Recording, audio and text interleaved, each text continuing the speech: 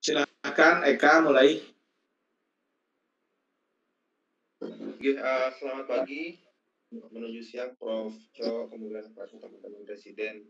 Berdasarkan yang umum pada hari ini saya akan membahas mengenai tentang malformasi otak dan spine. Jadi ini merupakan tugas neurosurgery Sunday lecture, pembimbingnya Prof. Co Mahadeva spesialis spinal. Jadi pada topik ini sebenarnya banyak malformasi otak dan tulang belakang yang kita bisa temukan. Cuman pada topik kali ini akan terbatas 4 malformasi saja, 3 malformasi di otak dan 1 malformasi di spinal. Mungkin nanti untuk sesi Sunday lecture selanjutnya mungkin teman-teman yang lain bisa membantu untuk meresum atau menyampaikan materi mengenai malformasi yang lain.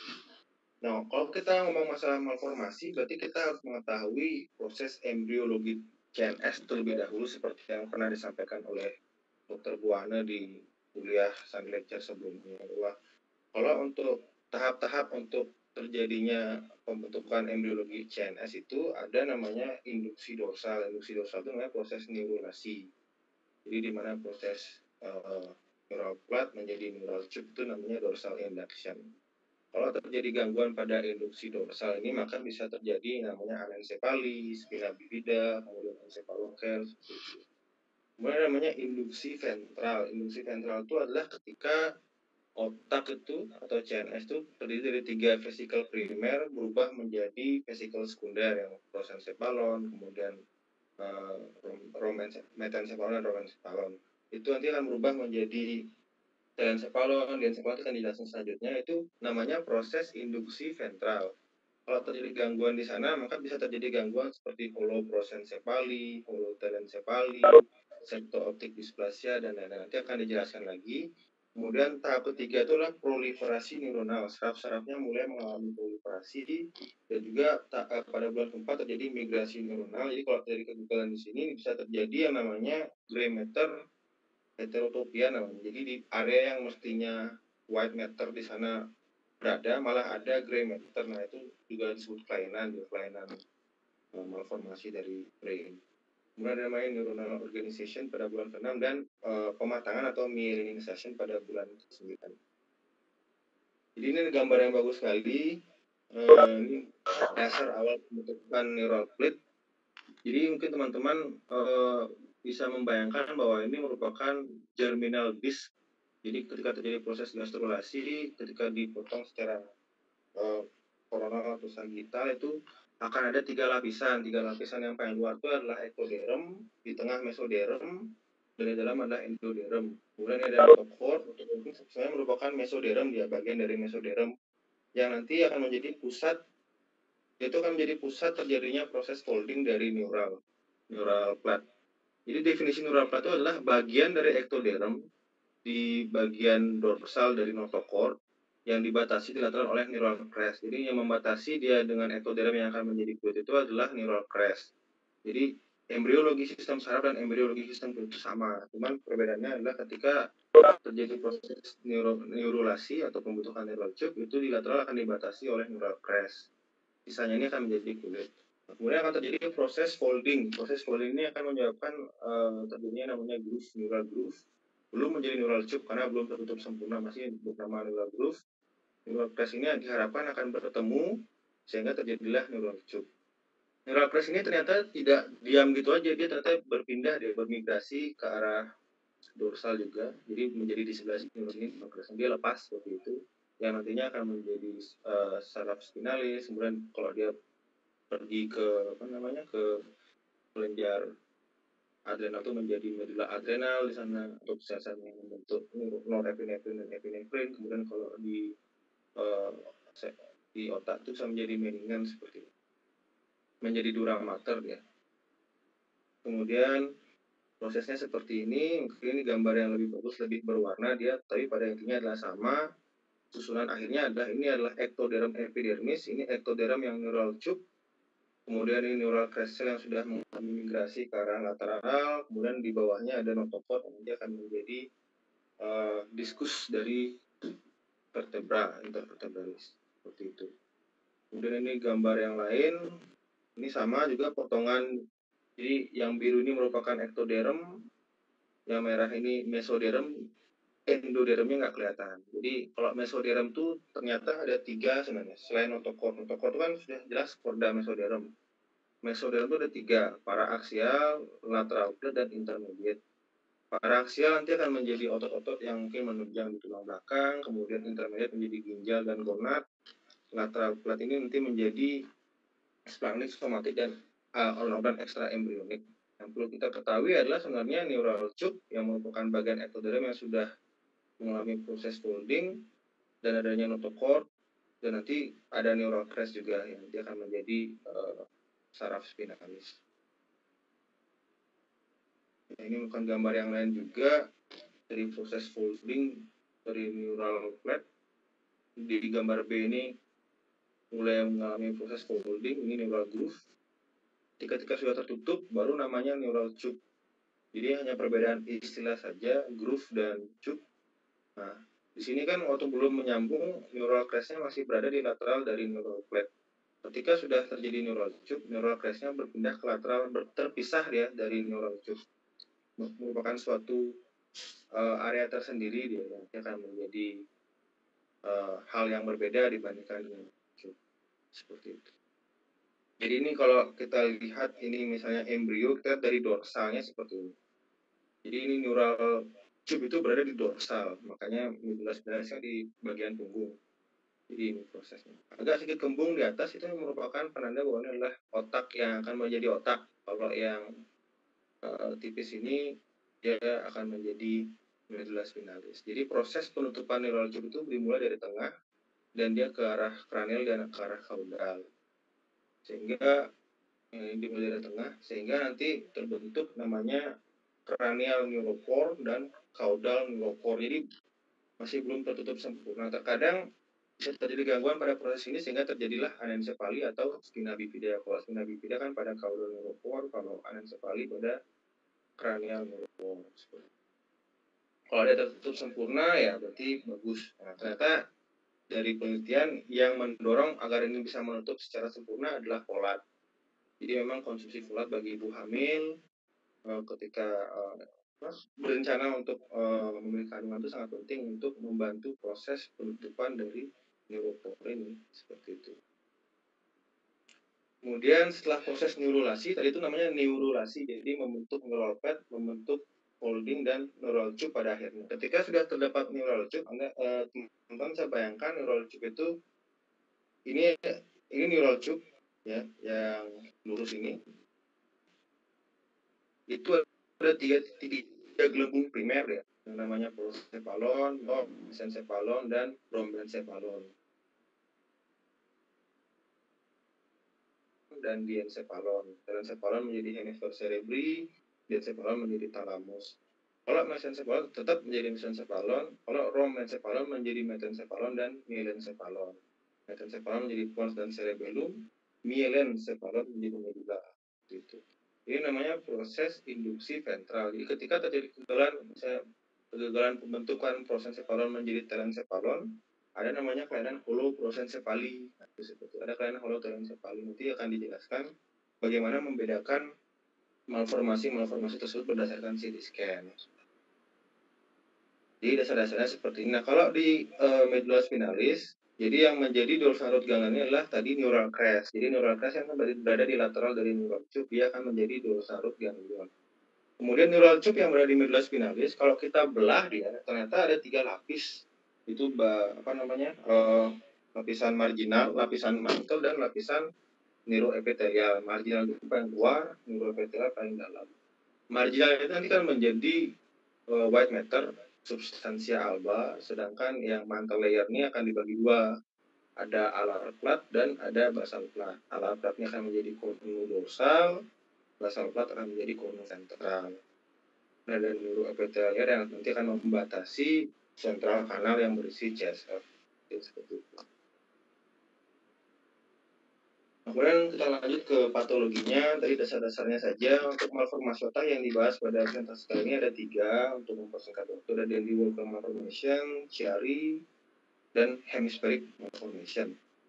Kalau Dandy Walker malformation itu merupakan malformasi kongenital yang dikarakterisasi oleh agenesis atau hipoplasia dari vermis cerebellum. Jadi vermis cerebellumnya tidak ada, terutama di bagian inferior, karena yang superior vermisnya itu akan terdorong ke superior anterior. Kemudian adanya dilatasi kistik pada ventrikel keempat, dan pembesaran posterior fossa. Jadi perlu diingat bahwa enlargement of the posterior fossa ini merupakan karakteristik dari Dandy Walker. Nanti akan sangat diperlukan ketika membedakan Chiari malformation tipe 4 dengan Dandy Walker, karena Chiari malformation tipe 4 itu ada juga kriterianya hipoplasia cerebellum tapi dengan posterior fossa yang normal. Sedangkan kalau Dandy Walker itu agenesis atau hipoplasia dari cerebellum disertai dengan pembesaran posterior fossa. Jadi di sana perbedaannya.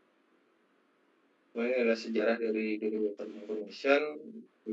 Dideskripsikan berdasarkan hasil autopsi pada tahun 1987 dan akhirnya pada tahun 54 itu sudah mulai dipostulasikan mengenai bahwa Dandy Walker akibat kegagalan dan perubahan regresif pada velum medullary posterior dan ketiadaan dari vermis cerebellum terutama di vermis inferior dan pembentukan kista pada fossa posterior.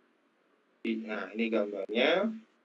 Teman-teman bisa lihat bahwa vermis cerebellum tidak ada, cerebellum mengalami aplasia dan ada kista pada fossa posterior yang cukup besar yang sampai akan mengelevasi dari torcula. Torcula itu adalah pertemuan atau konfluen antara sinus sagittalis superior, straight sinus, dan sinus transversus di sini. Dia akan mengalami elevasi. Itu juga merupakan suatu karakteristik radiologis Dandy Walker malformation.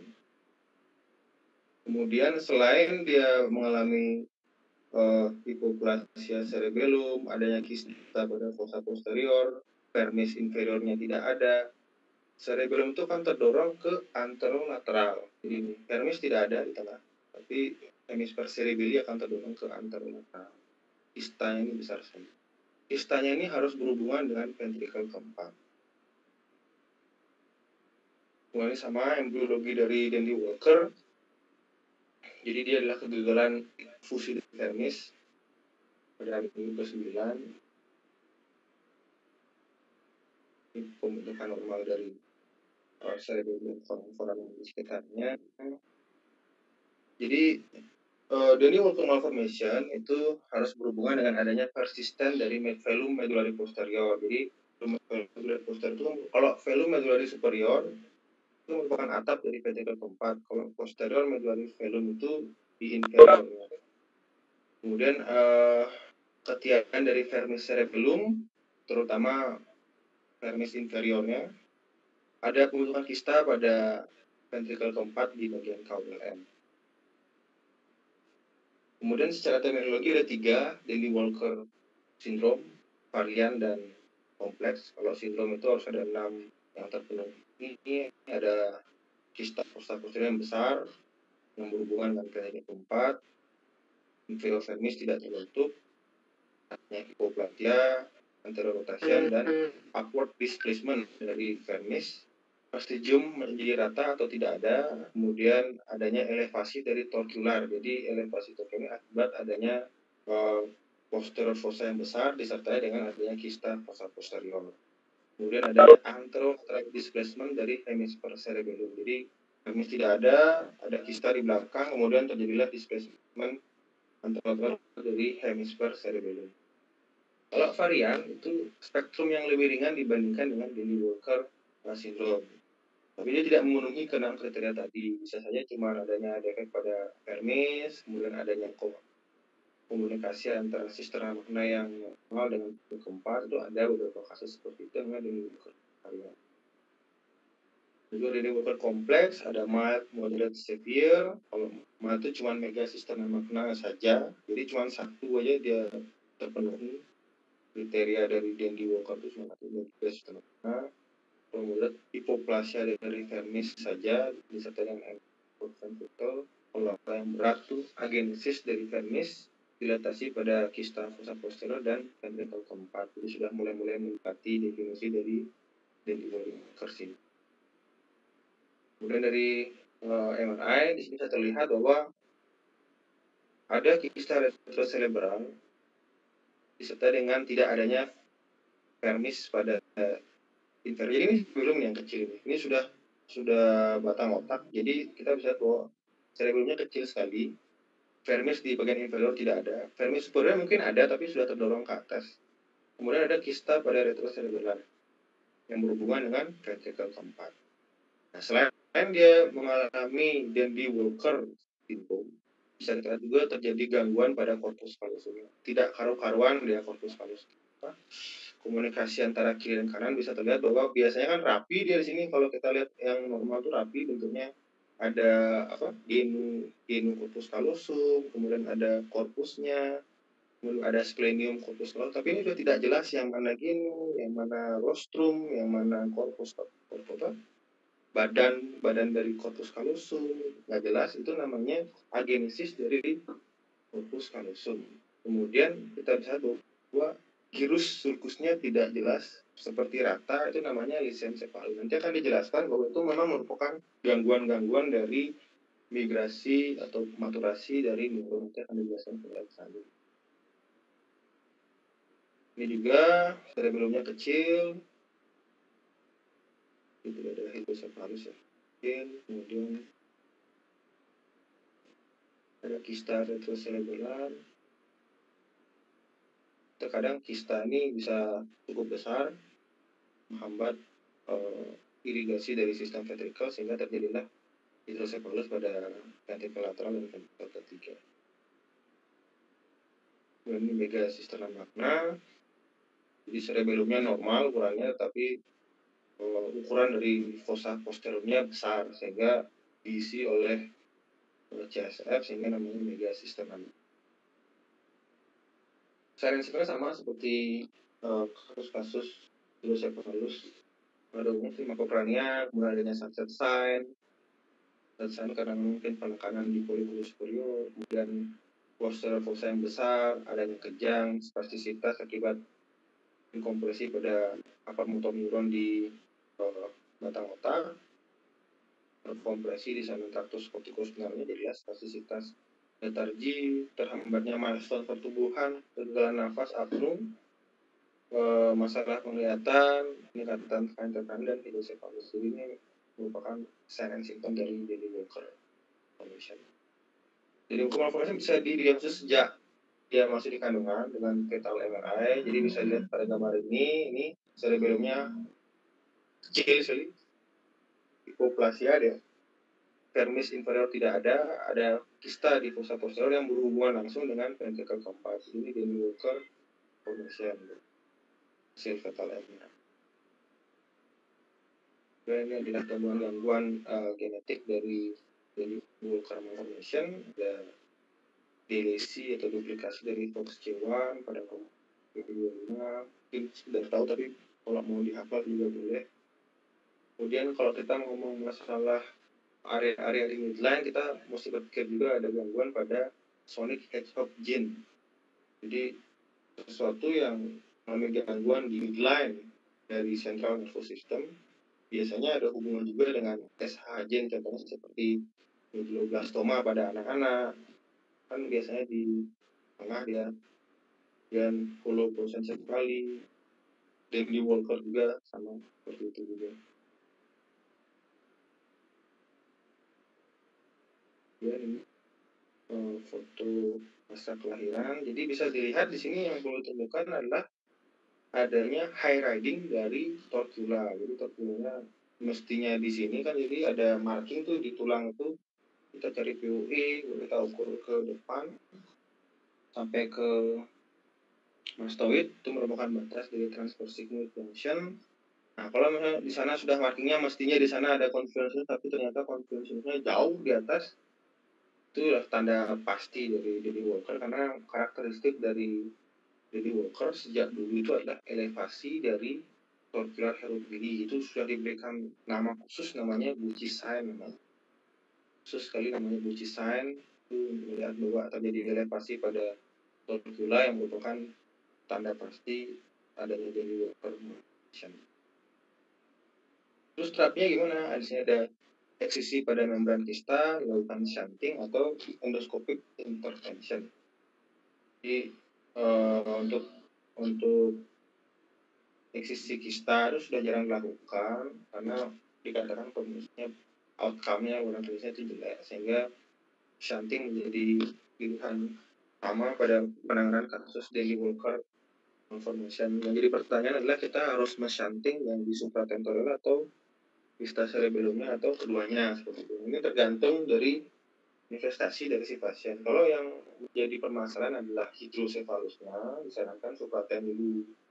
Kalau dia tanpa hidrosefalus ya histoperitoneal shunt aja, Mas. Atau bisa juga dilakukan dual shunt, tapi dual shunt ini perlu diperhatikan juga harus berbeda chambernya karena tidak mungkin sama tekanan di kista dan tekanan di ventricle lateral di supraten. Contohnya ini adalah shunt yang diletakkan pada ventricle lateral. Kalau yang ini shunt pada kista di fossa posteriornya.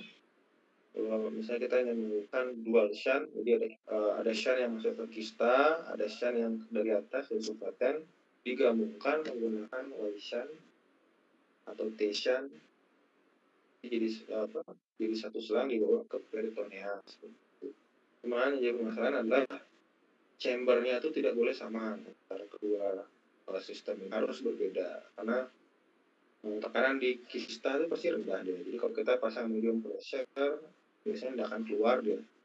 Kalau di sini kita pasang medium pressure keluar. Kalau misalnya kita pasang low pressure untuk tujuannya untuk mengeluarkan kista, tidak boleh juga jadi satu dengan yang di atas, karena kalau low pressure dipasang di atas dia akan terjadi overshunting, berbahaya juga. Jadi memang keduanya ini boleh dijadikan satu jalur, tapi chambernya harus berbeda. Artinya sebaiknya dipasang sebelum dia disambungkan ke Y shunt-nya seperti itu, sehingga sistem chambernya berbeda. Kemudian lanjut ke cherry malformation.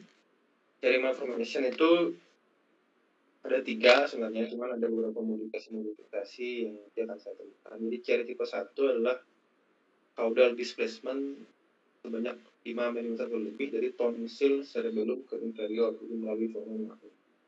Temuan-temuan yang berhubungan dengan cherry ini adalah adanya syringomyelia dan adanya hidrocephalus apabila dia mulai menghambat sistem irigasi ventrikal. Kalau cherry malformation tipe 2 itu struktur di fossa posteriornya cerebellum, batang otak, ventrikel keempat itu bisa turun juga ke bawah ke foramen melalui foramen seperti pada gambar ini. Jadi kalau tadi yang malformasi tipe 1 tonsil cerebellum saja yang mengalami 5 atau lebih, 5 mm atau lebih. Kalau cherry tipe 2 itu struktur di fossa posteriornya turun juga ke bawah. Kalau cherry tipe 3 itu adalah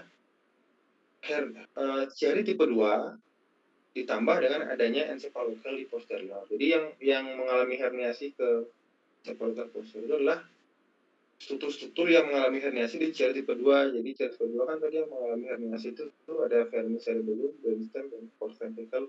Nah itu masuk dia ke encephalocele dan encephalocele posterior itu dari tipe 3. Sangat jarang terjadi. Kemudian ada cherry malformation tipe 4. Seperti saya bilang sebelumnya, adanya aplasia atau hipoplasia dari cerebellum, tidak adanya herniasi dari hindbrain, tetapi posterior fossanya normal. Nah, kalau Dandy Walker kan posterior fossanya besar. Nah, itu cara membedakan dengan malformasi cherry tipe 4.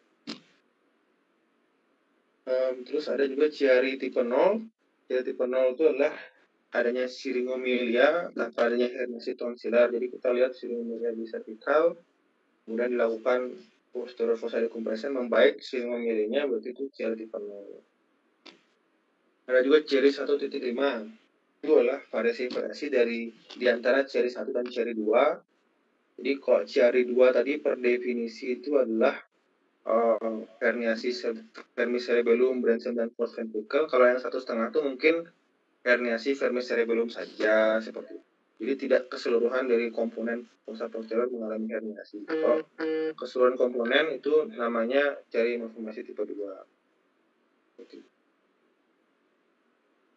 Ini sama tabelnya aja. Jadi manifestasi klinis dari cherry ini ada, kalau yang tipe 1 ada brainstem syndrome, karena memang kan dia menekan brainstem. Ada juga cerebellar syndrome, ataksia truncal, ataksia apendikular. Ataksia apendikular ini adalah gangguan koordinasi sebenarnya. Kemudian ada spinal cord syndrome karena penekanan di area servikal oleh karena tonsil cerebellumnya bisa terjadi hiperrefleksia, adanya refleksi babinski. Kalau ciri tipe 2 pada ini lebih berat gejalanya biasanya. Pada bayi itu infant itu ada tanda-tanda kompresi batang otak. Jadi pusat nafas itu mulai terganggu seperti itu. Kemudian pada anak-anak dan dewasa muda ada tanda-tanda spinal, cerebellar sign dan ophthalmic sign. Jadi lebih banyak kompresi ke batang otaknya dan muncul sindrom-sindrom yang muncul di area batang otak. Jadi mengganggu fokus cranialis. Ini mungkin gambar yang ini adalah gambar preoperatif dari Chiari malformation. Di sini ada sigmoidia, kemudian ada herniasi dari tonsil cerebellum ini. Kemudian dilakukan yang namanya posterior fossa decompression atau foramen magnum decompression sehingga sigmoidianya membaik. Di foramen magnum decompression itu adalah melakukan suboccipital craniotomy plus C1 laminectomy seperti itu. Jadi kalau secara patofisiologi itu Chiari 1 malformation itu karena under development dari somat hospital tadi kan seperti dijelasan sebelumnya, mesoderm paraaksial itu akan menjadi somat itu bisa menjadi tulang. Tulang ini kalau under development bisa menyebabkan posterior fossa kecil sehingga elemen-elemen saraf di dalamnya terkompresi mengalami herniasi melalui foramen. Ada juga yang bilang karena adanya craniosynostosis lambdoid atau adanya ini penyakit familial vitamin D resistant ricket sehingga terjadi bone overgrowth. Keduanya ini menyebabkan small posterior fossa sehingga menekan elemen saraf untuk mengalami herniasi ke foramen magnum. Kalau Chiari tipe 2 dia beda, dia bukan karena bentukan tulang yang kecil tapi karena perbedaan tekanan yang abnormal antara fossa posterior dan medula spinalis sehingga terjadi displacement abnormal dari vermis dan pseudo brainstem. Untuk malformasi hemisfer ada namanya holotelencephaly. Jadi yang pertama dibahas adalah gangguan pada induksi ventral. Jadi ada holotelencephaly. Holo itu jadi kayak satu, telencephalonnya menjadi satu. Dia sama seperti alobar holoprosencephaly, namun pada holotelencephaly itu talamusnya masih berpasangan. Kenapa begitu? Karena prosencephalon akan berubah menjadi holotelencephalon, telencephalon dan diencephalon. Nah, ini gangguannya ini setelah terjadi pemisahan itu holotelencephaly namanya, sehingga telencephalonnya saja yang tidak terpisah. Apa saja karakteristiknya? Ini adalah karena memang di telencephalon itu ada olfactory bulb. Itu terjadi gangguan juga di sana. Seperti itu. Kemudian ada abnormalitas pada mata,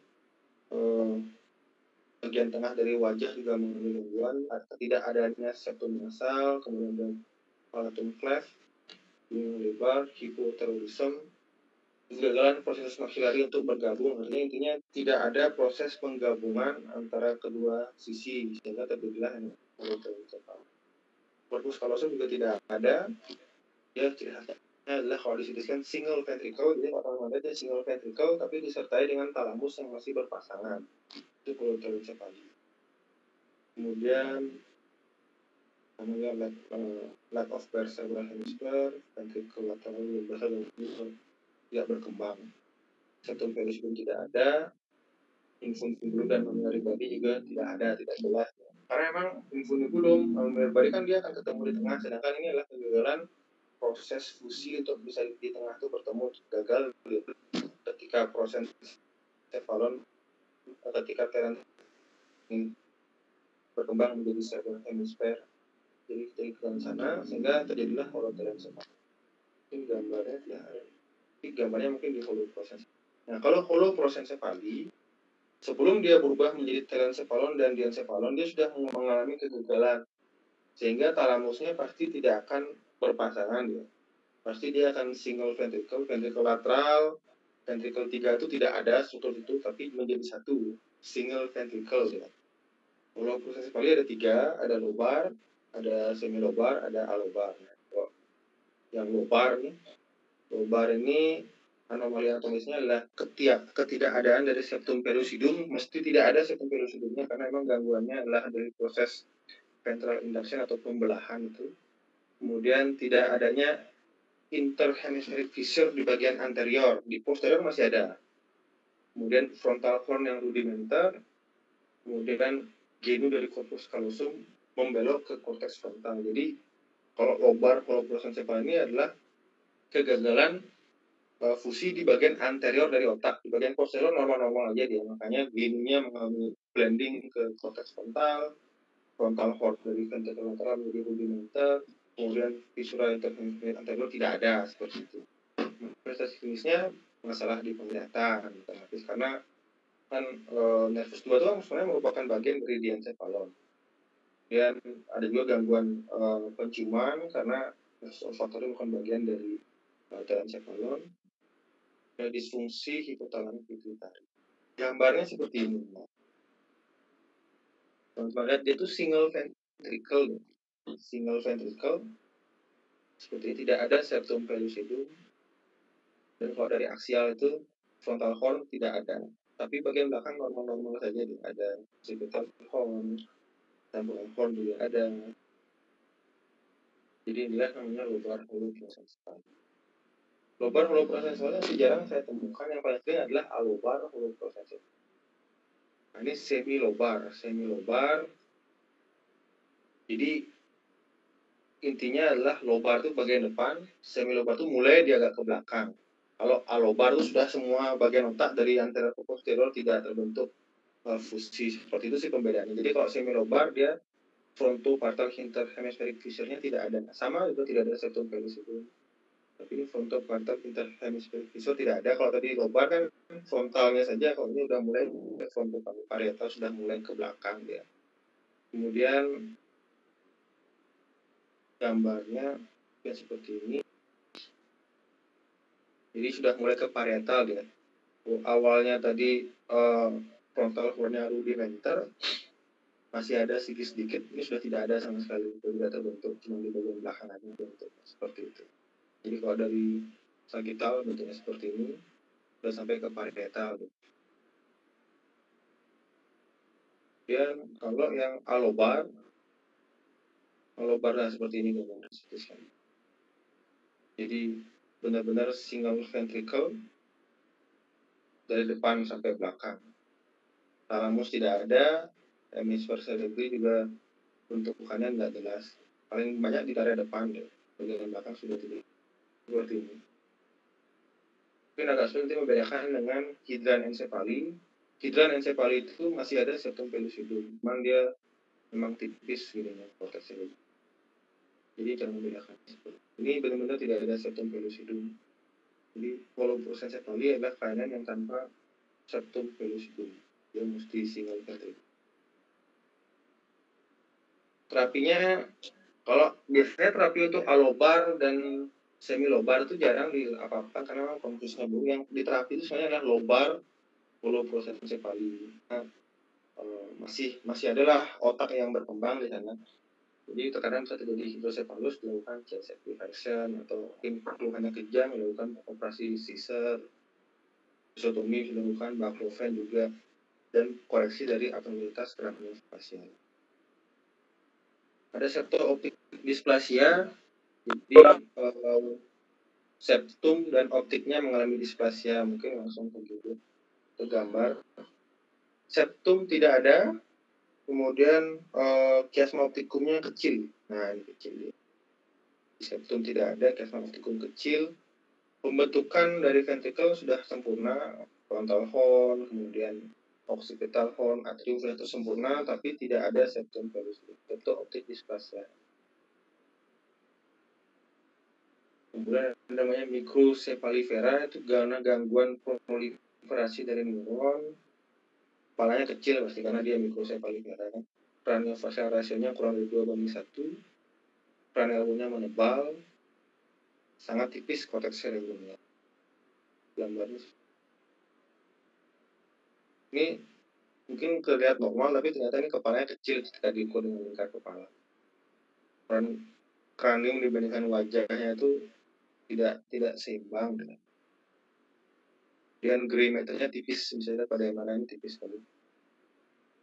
Itu namanya microcephalifera.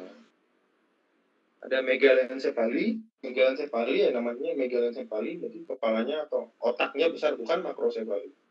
Megalencephaly adalah otaknya besar. Megalencephaly salah satu tandanya adalah makrocephaly. Makrocephaly belum tentu megalencephaly, bisa kalah. Jadi definisinya adalah lebih dari 1.600 gram otaknya. Ada bilateral, ada unilateral. Mungkin gambarnya itu baru bayang. Ini bilateral megalencephaly, jadi otaknya besar sekali. Mungkin kalau unilateral teman-teman bisa lihat, ini. Jadi yang sebelah kiri ini lebih besar dibandingkan sebelah kanan kan. Nah ini namanya unilateral megalencephaly. Jadi otaknya itu yang besar gitu. Tubuhan juga otak terlalu besar juga jelek ternyata.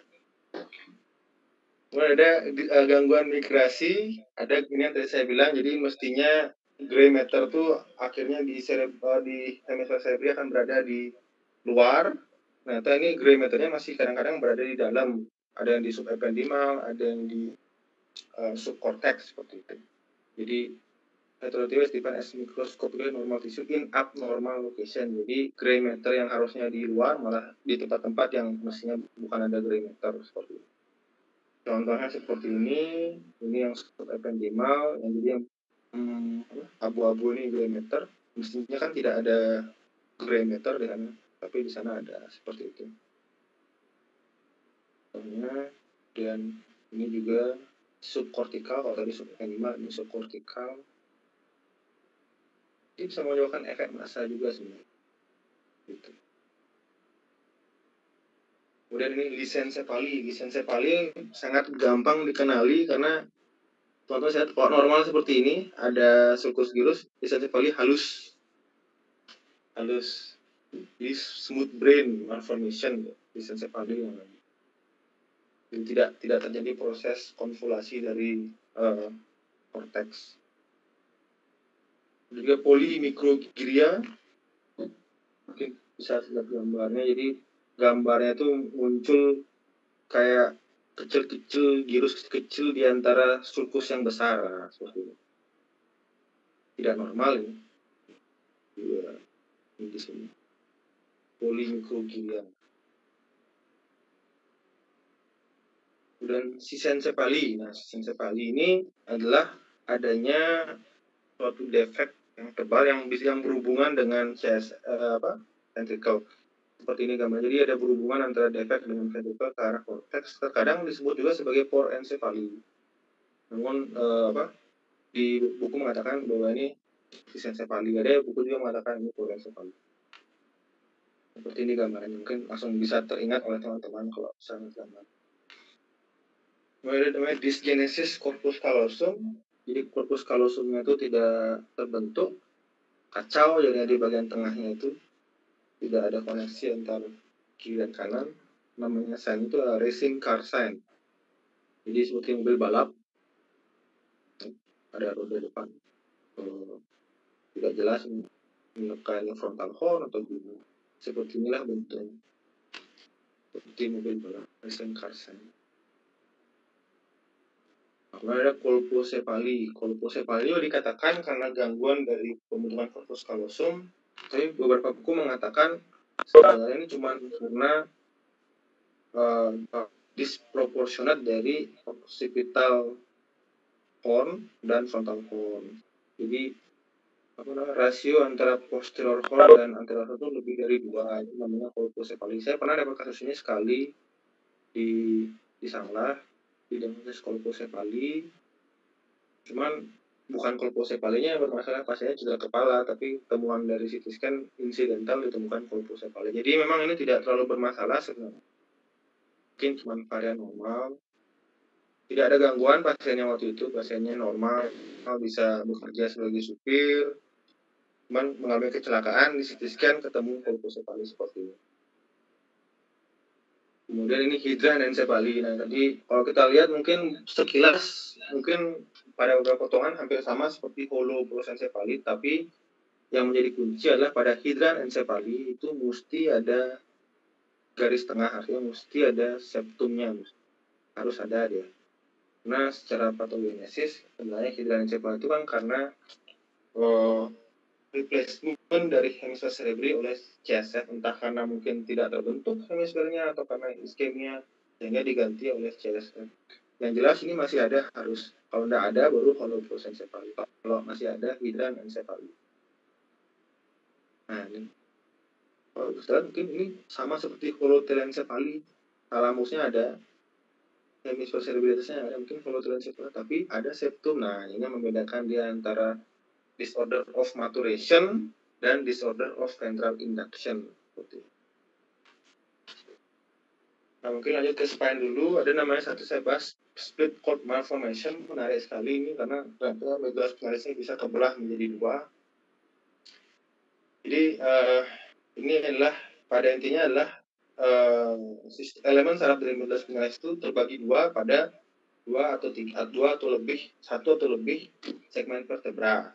Seperti ini dia betul. Ada yang tipe 1, ada yang tipe 2. Tipe 1 yang di gambar A yang membelah itu adalah tulang kalau tipe 1.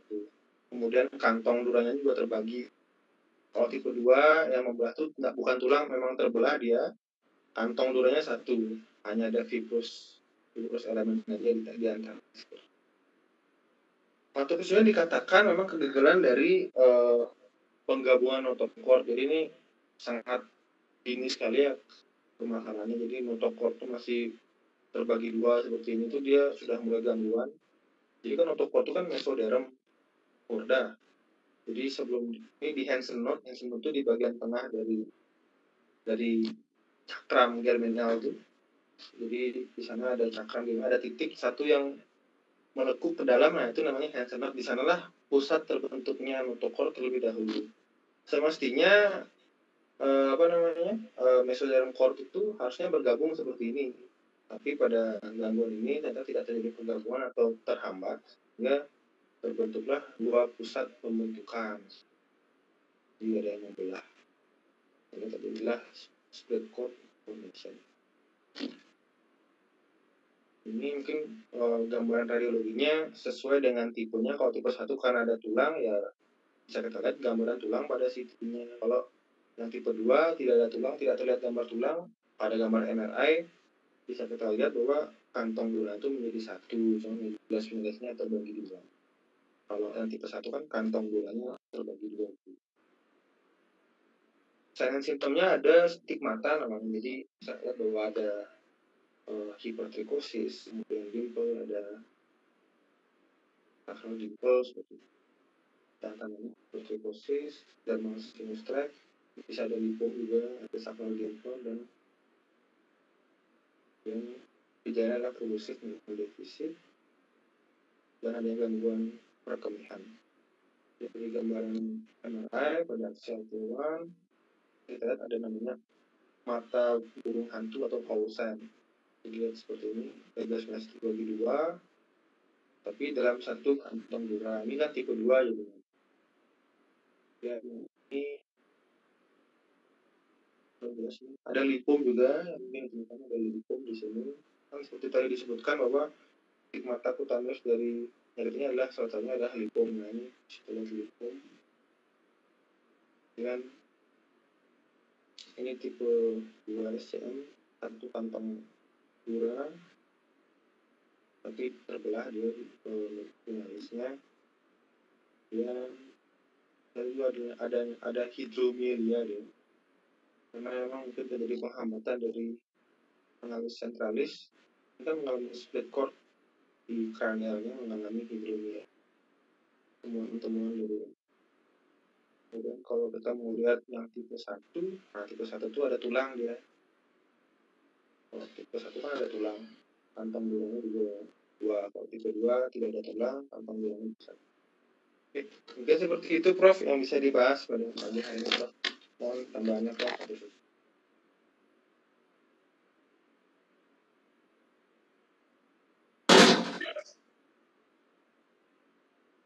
Baik, terima kasih Eka sudah mempresentasikan brain and spine malformation. Ini basic ilmu filosofi dalam pediatri division ya. Jadi dengan dibaca dan diringkas oleh Eka, saya harap semua residen mempunyai curiosity yang tinggi untuk membaca lebih lengkap dan dipahami apa-apa saja yang sudah disampaikan. Silakan kalau ada pertanyaan dari residen yang baru, silakan.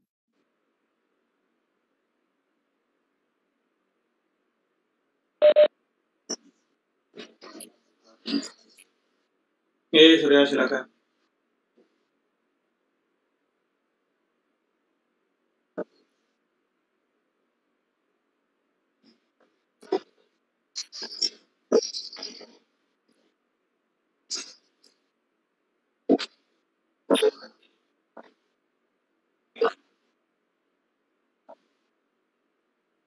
Silakan Kak. Ya, terima kasih Prof.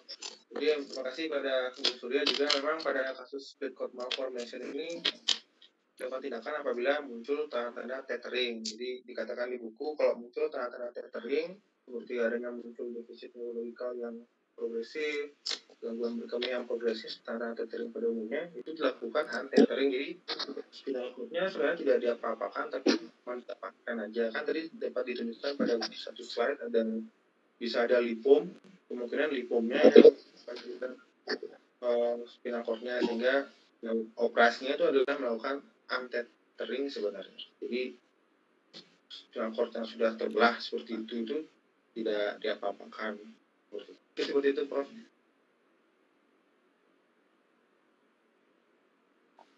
Ya, bagus pertanyaannya, Surya. Jadi sebagian besar memang split cord malformation ini asimptomatiknya dan jarang ditemukan. Tapi ada. Kalau dia deteriorasi baru dilakukan sesuai dengan apa yang menjadi penyebab deteriorasi neurologisnya. Kalau tidak, jangan ditakuti. Salah satunya terjadinya tether cord, salah satunya terjadi penumpukan liquor, hidromelia yang menyertai biasanya yang tipe 2, apa namanya, split cord malformation tipe 2. Kalau ada hidromelia, ya dikeluarkan cairan spesies seperti drainase liquor, bahkan mau dipasang subdural sun atau sekedar drainase saja. Kalau tipe 1 terjadi tether, ya untethered atau beroperasi. Sebagian besar asimptomatik, ya. Dan kejadiannya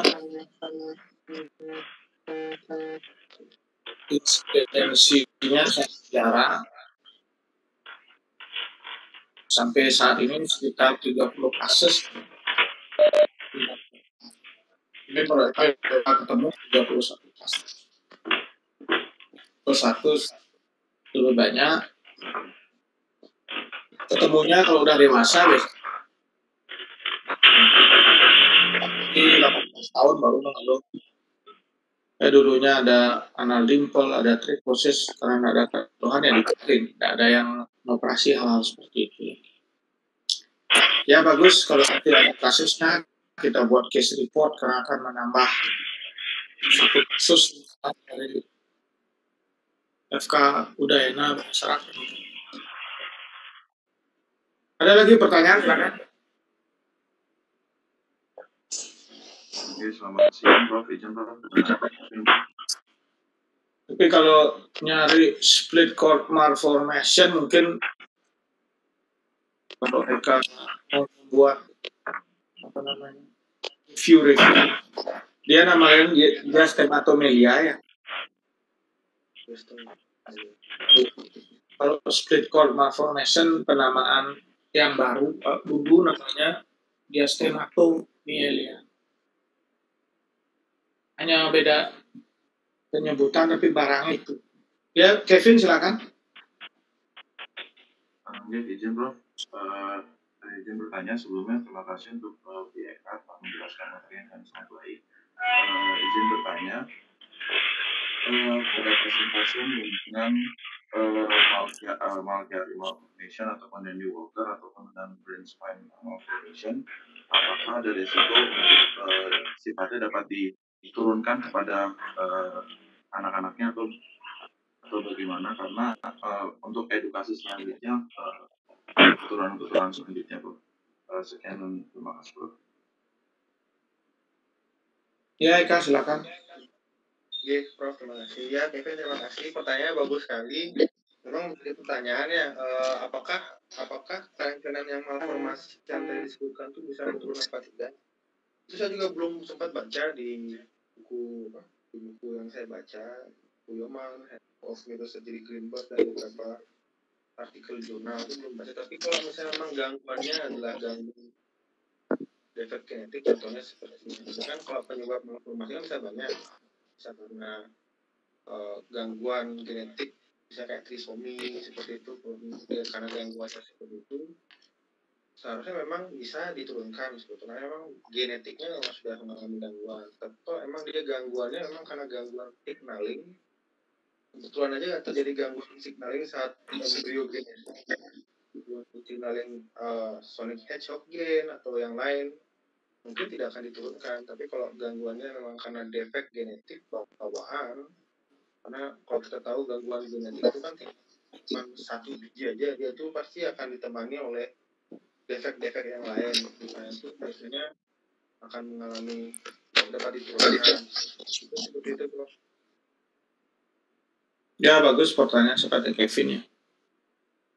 Jadi memang kelainan-kelainan yang terjadi fase ventral induction atau post maturasi itu terjadi saat di kandungan ya. Entah apa yang terjadi, radiasi eksposur, trauma, ada defisit dari asam folat, itu yang terutama menjadi sempat di antara etiologinya. Tapi tidak menutup kemungkinan, makanya disebutkan masih ciliopatik genetik hereditary impairment. Ciliopatik itu masih belum ditemukan kromosom berapa, lengan kanan atau kiri, atau telomer defisit dan sebagainya. Masih dalam early fase riset ya sampai saat ini, karena tidak terjadi karena terjadinya fase induksi dan post maturasi, bukan dari sononya. Ini sekali lagi, meskipun ada masalah genetik yang dicurigai, kalau epigenetiknya tidak terganggu, tidak ada gangguan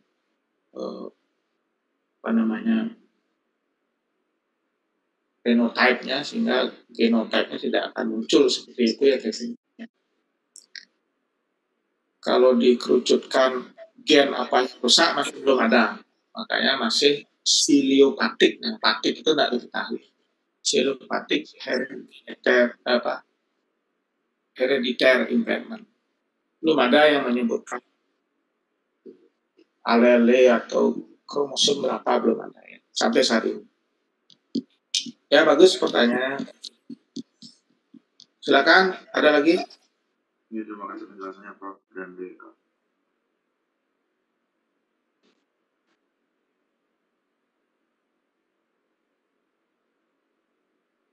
Ada lagi pertanyaan?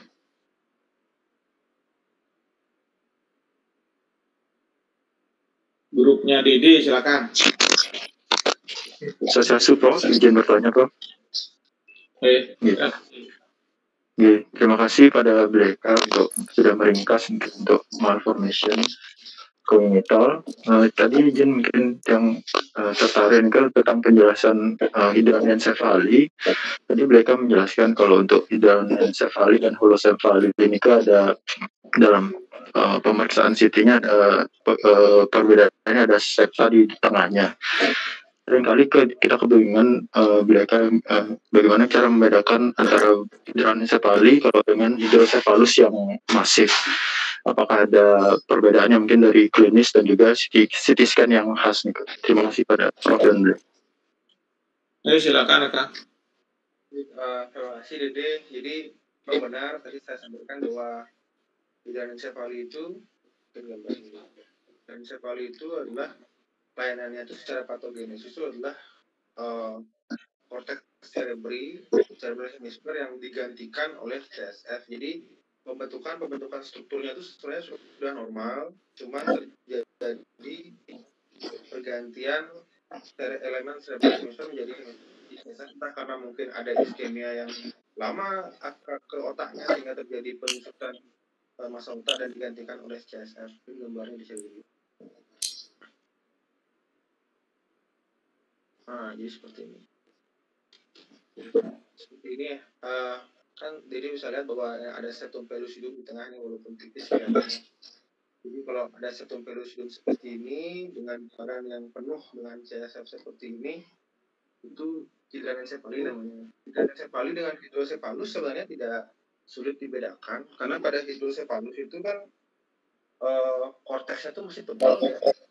Jadi sudah lama sekali dia hidrosefalus lama, kemudian menekan sistem arteri, kemudian arteri menyebabkan hemisfer cerebri menjadi iskemia, kemudian terjadi gangguan maturasi dari korteks cerebri, dan jadi bisa aja terjadi hidranensefali karena hidrosefalus dengan mekanisme seperti itu. Tapi kalau hidrosefalus murni itu korteks cerebrinya tebal biasanya dan anatomi dari ventricle itu jelas ya, yang mana frontal horn, yang mana ventral horn. Kalau pada hidranensefali kan tidak jelas ini yang mana frontal horn, yang mana sudah jadi satu dia semua karena elemen korteks cerebri itu digantikan oleh CSF. Nah, cuman ini yang membedakan dia hidranensefali dengan holoprosencephaly karena gambaran ini kan hampir sama, ini hampir dipenuhi semua hitam ini adalah adanya pellucidum di tengah, terbentuk dia sudah septum pellucidum. Kalau holoprosencephaly kan tidak terbentuk dia septum pellucidum sehingga namanya single ventricle. Kalau hidrosefalus ya itu korteks cerebri masih full, anatomi dari ventricle masih terlihat jelas. Ya, membedakan dengan hidranensefali dengan hidrosefalus semestinya sih tidak terlalu sulit. Mungkin seperti itu, Prof. Ada tambahan. Bagus ya Kak, pengertiannya sudah sesuai. Cuma nanti kalau lihat CT scan kadang-kadang bingung ya antara severe hidrosefalus dengan hidranensefali dengan holoprosencephaly. Tapi dengan filosofinya kalau severe hidrosefalus dia terbentuk normal dulu hidrosefalus sehingga ventrikelnya menekan ke otak, korteknya mungkin sampai mirip hidranensefali. Istilahnya kortikal mantalnya kurang dari 1 cm seperti permadani korteks. Tapi pembentukan awalnya sempat normal. Kalau hidranensefali memang ensefali tidak ada otak, diganti air. Jadi hemisfer cerebrinya tidak ada. Tapi air menggantikan. Sedangkan holoprosencephaly-nya tidak ada itu. Kalau diingat pembagian prosencephaly, mesencephaly dan rhombencephaly bisa dipahami bahwa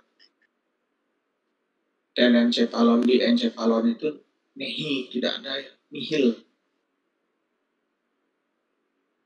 Ya dilihat-lihat lagi CT scan-nya supaya bisa mendiagnosis ya. Kalau udaranya mirip air tok. Jadi yang indikasi operasi yang mana? Indikasi pipisan yang mana? Yang hidrosefalus, Prof. Ya satu itu aja, severe hidrosefalus. Dan sampai hidranensefali, plain visun itu jangan. Gitu. Kalau severe hidrosefalus ya. Kadang-kadang diagnosenya hidranensefali, planningnya pipisun itu. Sering saya baca dan dikerjakan ya. Indikasinya tidak ngerti apa indikasi kosal. Kalau memang memerlukan SAN, ya, severe hidrosefalus diagnosis. Kalau hidranensefali, tidak perlu SAN. Tapi kalau polanya membesar, Prof, nah itu mungkin severe hidrosefalus yang salah diagnosis kan. agar konsisten cara berpikirnya. Kalau sudah tahu sekarang filosofinya, mau diperbaiki. Tapi udah biasa Prof, dan sebaliknya itu visum sama divisi pediatriknya. Jangan membenarkan yang biasa. Marilah kita mulai membiasakan yang benar. Baik, bagus sekali pertanyaannya. Ada lagi pertanyaan dari grupnya di Untuk semua Prof dan BK.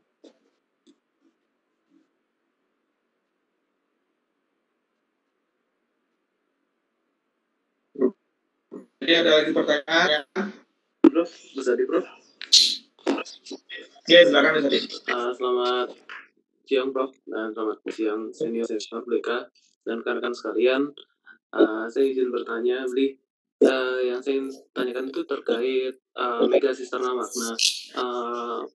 Apakah di mega sisterna makna itu termasuk suatu kelainan atau sebenarnya dia itu sebagai varian yang normal ya Bli? Nah, jika kita ketemu pasien dengan CT scan mega sisterna magna, apakah yang harus kita anjurkan berikutnya? Apakah misalnya pasien itu kita anjurkan ke poli untuk melakukan tindak pemeriksaan penunjang lain misalnya Bli? Terima kasih Bli, mohon arahannya. Ya, silakan kan. Terima kasih Gus Adi. Mungkin kita kembali ke slide yang di Jadi mega sisterna magna itu merupakan suatu spektrum ringan ya dari Dandy Walker varian bahasanya. Itu saya cuma terminologi saja. Kalau memang tidak menimbulkan gejala, Dandy Walker kompleks, dia merupakan varian mild dari Dandy Walker kompleks. Mega sisterna magna kan jadi bukan yang paling ringan. Kalau memang tidak menimbulkan gejala apapun, ya tidak perlu diapa-apakan. Tapi kalau memang mau menyelidiki lebih lanjut lagi, bisa mungkin diselidiki dengan MRI untuk melihat apakah ada permasalahan lain. Karena kalau CT scan mungkin tidak terlihat jelas, mungkin bisa dilakukan MRI. Tapi kalau tidak ada gejala pun juga kalau cuma mega sisterna magna juga tidak perlu diapa-apakan. Memang sering sekali kita temukan insidental mega sisterna magna kepala yang mega sisterna magna, ya sebenarnya permasalahannya bukan mega sisterna magna tapi cedera kepalanya. Jadi kesimpulannya sebenarnya mega sisterna magna ini bisa dibilang kelainan suatu Dandy Walker kompleks yang mild, tetapi kalau emang simptomatik tidak memerlukan terapi apa-apa. Itu cuma terminologi saja dari Dandy Walker malformation. Itu Terima kasih banyak. Ya, bagus sekali. Jadi memang kalau asimptomatik, semua jangan ditangani treat yang eksesif atau first do no harm ya istilahnya. Umumnya hidrosefalusnya yang ditangani karena itu yang memberikan simptom, atau sirumemediknya ditangani karena itu memberikan simptom, atau cerebral cyst-nya ditangani karena itu menimbulkan simptom. Nah sekarang kalau simptom dari fossa posterior, terus dia harus cek apakah ada cerebellar sign, apakah ada long track sign, apakah ada bulbar atau pseudobulbar sign. Kalau semua itu tidak ada, ya kita diagnosa radiologisnya tanpa treatment yang operatif atau agresif. Bisa dia. Jangan CT scan di terapi pasiennya. Prof. Ya, bagus. Sekali lagi, sebelum kita sudahi brain and spine deformation ini. Baik, kalau tidak ada, terima kasih Kak. Terima kasih Prof.